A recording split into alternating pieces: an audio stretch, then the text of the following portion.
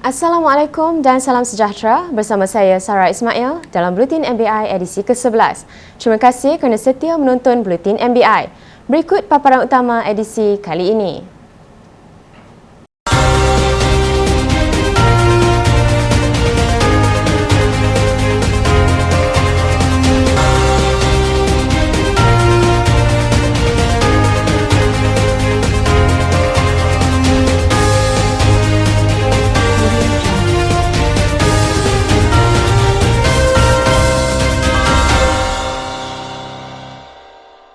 Kementerian Perumahan dan Kerajaan Tempatan laksana program Mentor Menti.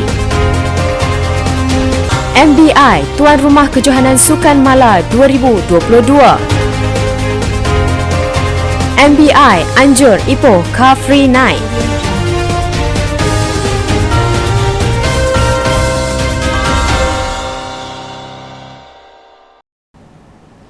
Kementerian Perumahan dan Kerajaan Tempatan bersetuju untuk mewujudkan program Mentor Menti antara pihak berkuasa tempatan PBT. Timbalan Menterinya, Datuk Seri Dr. Ismail Abdul Muttalib berkata, inisiatif itu antara usaha meningkatkan prestasi PBT yang kurang menyerlah. Jelas beliau, platform tersebut akan membolehkan PBT yang berjaya membimbing yang lain untuk kemajuan dari pelbagai aspek. Jadi kita nak supaya PBT yang ke depan ini kita jalinkan dengan PBT yang agak di belakang. Jadi supaya pertukaran maklumat, pertukaran pandangan, sistem pelaksanaan sebagainya dapat dibuat. Tak secara langsung akan boleh menyumbang pada peningkatan pada PBT yang jadi menti. Beliau berkata demikian selepas hadir merasmikan Mesyuarat Agung Persatuan Pihak Berkuasa Tempatan Malaysia Mala ke-21 dan perasmian Piala Inovasi Mala di UTC Perak. Melalui konsep itu, Datuk Seri Dr. Ismail menjelaskan PBT yang cemerlang membabitkan bandaraya dan majlis perbandaran yang pendapatan dan pengurusannya tinggi akan digandingkan sebagai mentor dengan PBT yang kurang kekuatan sebagai menti. Majlis Bandaraya Ipoh MBI dipilih menjadi tuan rumah bagi kejohanan sukan pihak berkuasa tempatan PBT Malaysia Mala 2022. Penganjuran kejohanan tersebut diadakan bersempena dengan sambutan ulang tahun Hari Bandaraya Ipoh ke-34. Presiden Mala, Dato' AR Yu Tung Siang berkata, selain memupuk semangat kesukanan, penganjuran kejohanan bertujuan merapatkan ukhuwah dalam kalangan atlet PBT seluruh negara. Warga PBT ni memang aktif lah. Mungkin ini adalah kerana nature of work lah yang kita selalu turun padang. Jadi budak-budak kita juga begitu aktif dalam sukan jugalah. So bila kita ada sukan saja, maka mereka akan ambil bahagian. Jadi agenda yang kita ada di sini walaupun nak menang tapi bukan penting sangat. Yang penting sekali adalah untuk mengeratkan silaturahim antara kami semua di sini. So yang tu spirit yang paling penting. Kejohanan yang bermula 3 Jun hingga 30 Oktober depan itu mempertandingkan 11 acara sukan melibatkan 3 fasa pertandingan di 5 buah PBT seluruh negara iaitu MBI, Majlis Bandaraya Johor Bahru, Majlis Bandaraya Pasir Gudang, Majlis Bandaraya Iskandar Puteri dan Majlis Daerah Pekan. Kejohanan fasa pertama telah berlangsung pada 3 hingga 5 Jun di Kompleks Sukan MBI melibatkan acara bola sepak, hoki dan dart yang telah menarik penyertaan lebih 2,000 atlet dan pegawai PBT seluruh negara. Terdahulu, acara perasmian pembukaan tirai kejohanan tersebut telah disempurnakan Menteri Besar Perak, Datuk Seri Sarani Mohamad di Stadium Hoki Sultan Azlan Shah di Ipoh.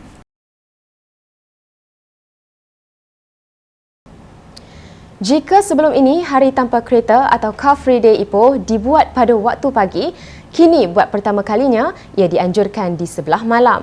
Inisiatif Majlis Bandaraya Ipoh MBI melancarkan Ipoh Car Free Night sempena sambutan Hari Bandaraya Ipoh ke-34 itu menerima reaksi positif warga kota. Menurut Datuk Bandar Ipoh, Datuk Rumaizi Baharin, pihak MBI akan meneruskan program tersebut sebagai usaha menjadikan Ipoh sebuah bandar rendah karbon. Kita ubah daripada kadang-kadang tu kalau kita tengok perbezaan antara pagi dengan malam. Kalau pagi kita nak tengok pada udara pagi, pada malam macam mana keadaan malam, antaranya saya ambil contoh penggunaan solar. Okey. Kita solar ni kalau nak tahu lampu dia baik atau tak baik, kita nak tengok ni pada waktu malam. Kenderaan yang dilaksanakan. So solar energy adalah salah satu perkara yang menjadi perkara dalam mempertimbangkan sesuatu kawasan itu adalah kawasan yang rendah karbon. Beliau berkata demikian kepada sidang media selepas melancarkan Ipoh Car Free Night atau Hari Tanpa Kereta bulan Mei 2022 di Persiaran Bandaraya Ipoh. Pelbagai aktiviti menarik diadakan sempena program berkenaan, antaranya senam robik, pameran, family picnic night dan persembahan baska. Dalam perkembangan lain, sempena ulang tahun Hari Bandaraya Ipoh ke-34, MBI turut mengadakan majlis bacaan Yasin dan forum perdana. Program yang diadakan di Masjid Sultan Azlan Shah Ipoh itu dihadiri kira-kira 300 kaki tangan MBI dan warga kota. Hadir sama memeriahkan majlis Datuk Bandar Ipoh Datuk Rumaizi Baharin, Ahli Majlis MBI, Setiausaha Bandaraya Ipoh, Pengarah dan Ketua Jabatan MBI. Kemeriahan sambutan Hari Bandaraya diteruskan lagi dengan penganjuran perhimpunan khas dan sambutan Aidilfitri anggota MBI. Lebih 1,000 warga kerja MBI hadir memeriahkan majlis berkenaan yang berlangsung di Stadium Indra Mulia. Pelbagai aktiviti menarik diadakan, antaranya cabutan bertuah, persembahan nyanyian dan tarian oleh kumpulan Gemar Warisan Budaya MBI. Majlis Bandaraya Ipoh MBI tidak menghalang mana-mana pihak melakukan aktiviti pertanian dan memelihara haiwan ternakan yang sesuai di bandaraya ini. Namun jelas Datuk Bandar Ipoh, Datuk Rumaizi Baharin, permohonan perlu dibuat terlebih dahulu kepada MBI bagi tujuan penilaian selaras dengan garis panduan pertanian bandar dan kebun komuniti. Menurutnya, MBI amat mengalu-alukan warga kota untuk melakukan aktiviti pertanian dan ternakan yang bersesuaian dengan keluasan kawasan tanpa mengganggu ekosistem dan kemasyarakatan. Yang itu saya ingat dalam ni saya minta beberapa agensi kita tu buat-buat iklankan, dan saya ingat sekarang ni permohonan pun dah meningkat. Mula-mula tu memang tak ramai yang mohon. Tapi dengan bantuan ahli-ahli majlis kita pun sekalian, kita pergi kepada grassroots di bawah tu untuk bagi penerangan, dah ramai yang masuk. Rasanya berapa ramai dah yang mohon? Saya tak ada data, tapi yang sekali saya lulus pun dekat 10-20, kadang meeting pun dah 5-6 kali. Mungkin ada lulusan yang kita benar dekat 100 dah. Beliau berkata demikian pada sidang media acara Kinta Food Hero Anjuran Junior Chamber International JCI Kinta, Bond Holding Sdn Bhd dan MBI di Ipoh. Dalam pada itu, beliau memberitahu MBI turut menggerakkan kempen menggalakkan aktiviti pertanian bandar dengan membabitkan kerjasama beberapa pihak seperti Perbadanan Pembangunan Pertanian Negeri Perak SADC, Jabatan Pertanian Negeri serta Wakil-Wakil Rakyat. Datuk Rumaizi diminta mengulas saranan kerajaan negeri supaya rakyat dapat menanam sayur-sayuran dan memelihara haiwan ternakan untuk kegunaan sendiri susulan kekurangan bekalan makanan yang dihadapi ketika ini. Kerja-kerja pembinaan palang atau pagar bagi keselamatan pengunjung di kawasan Kinta Riverwalk Ipoh dijangka selesai sepenuhnya Julai depan. Datuk Bandar Ipoh, Datuk Rumaizi Baharin berkata, pihaknya kini sedang memberi fokus kepada aspek pencahayaan dan melantik kontraktor bagi pemasangan palang di kawasan berkenaan. Ia berikutan insiden seorang kanak-kanak terjatuh ke dalam sungai di Amusement Park Kinta Riverwalk baru-baru ini. Kita ada dua perkara sekarang ni dalam kajian kejuruteraan kita lah. Yang pertama pun kita dah lulus 200,000 untuk meningkatkan cahayaan. Saya harapkan benda ni boleh dalam masa terdekat ni boleh kita lantik lah kontraktor kan. Yang kedua kita akan lantik dia penghalang tu. Saya sekarang ni bahagian kejuruteraan MBI tengah buat satu ni lah kertas untuk dihantar akad untuk bukan untuk kita buat sebuah order untuk lantik kontraktor lah. Ya.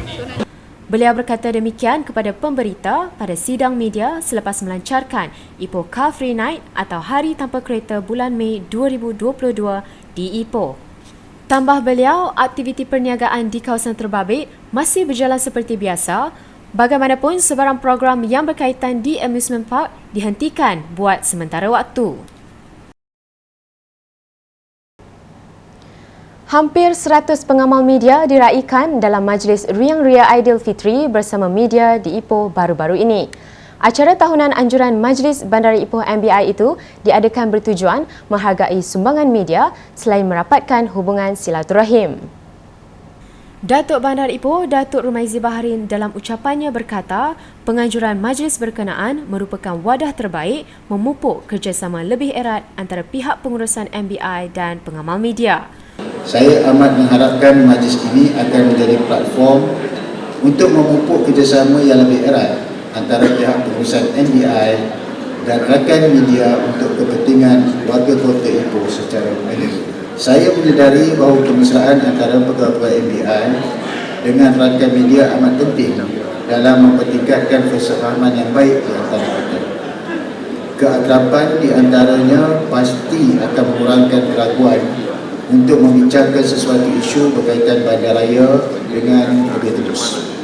Pada majlis yang berlangsung di M-Roof Hotel Ipoh itu, MBI turut menandatangani MOU bersama syarikat telco XOX Berhad dan Frontier Resources Sdn Berhad serta melancarkan sambutan Hari Bandaraya ke-34.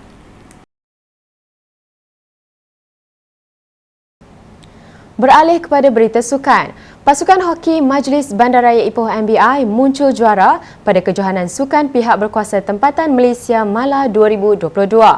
Dalam perlawanan akhir yang berlangsung di Stadium Sultan Azlan Shah Ipoh, MBI mengenepikan cabaran Majlis Bandaraya Petaling Jaya MBPJ dengan keputusan 3-1. MBI bermula garang apabila mendahului lawan seawal minit kedua menerusi jaringan pukulan sudut penalti Abdul Rauf Muhammad Nazri. MBPJ kemudian terpaksa beraksi dengan 8 pemain setelah Muhammad Rohizan Mohamed Ramli diperintah keluar padang pada minit ke-15. Bersambung babak kedua, MBPJ berjaya memperoleh gol penyamaan menerusi jaringan pukulan sudut penalti yang disempurnakan Muhammad Nur Syarizan Makjus pada minit ke-18. Abdul Rauf Muhammad Nazri kembali meletakkan MBI di depan pada minit ke-26 sekali lagi menerusi pukulan sudut penalti untuk jaringan peribadi kedua. Gol ketiga MBI disumbangkan Muhammad Arif Roslan menerusi jaringan padang pada minit ke-29 sekaligus mengekalkan kejuaraan yang dimenangi pada tahun 2019 di Melaka. Tamat perlawanan, MBI 3, MBPJ 1. Dan yang paling penting adalah kita berjaya mengekalkan kejuaraan edisi sebelum inilah di Melaka. Dan ini edisi yang kedua untuk ni, dan edisi seterusnya adalah di Sebang Perai untuk sukan hoki. Dan insya-Allah kita tak akan berpuas hati pada apa yang kita ada sekarang. So kita akan tambah baik dari semasa ke semasa untuk memperkuatkan pasukan lah. Saya sangat berterima kasih kepada pihak Majlis Bandaraya Ipoh sebab memberi support yang sangat baik kepada tim, kepada pasukan saya, dan saya juga berterima kasih pada management MBI Hockey Team dan pemain-pemain dan segala yang support di belakang tabir lah. Sementara itu, Majlis Bandaraya Seberang Perai MBSP mengakhiri saingan di tempat ketiga setelah menewaskan Majlis Bandaraya Kuantan 2-0. Bagi acara sukan bola sepak, Johan menjadi milik Majlis Perbandaran Taiping, Naib Johan Majlis Perbandaran Manjung, tempat ketiga Majlis Daerah Hulu Terengganu dan Majlis Bandaraya Kuantan di tempat keempat. Dewan Bandaraya Kuala Lumpur pula muncul juara pertandingan dart, tempat kedua Majlis Perbandaran Bentong, Bandaraya Shah Alam di kedudukan ketiga, manakala tempat keempat menjadi milik MBI. Baiklah saudara, berita sukan itu menutup Bluetin MBI edisi ke-11. Terus amalkan penjagaan SOP ketika melakukan aktiviti harian anda, sehingga berjumpa lagi pada edisi yang akan datang. Assalamualaikum dan salam hormat.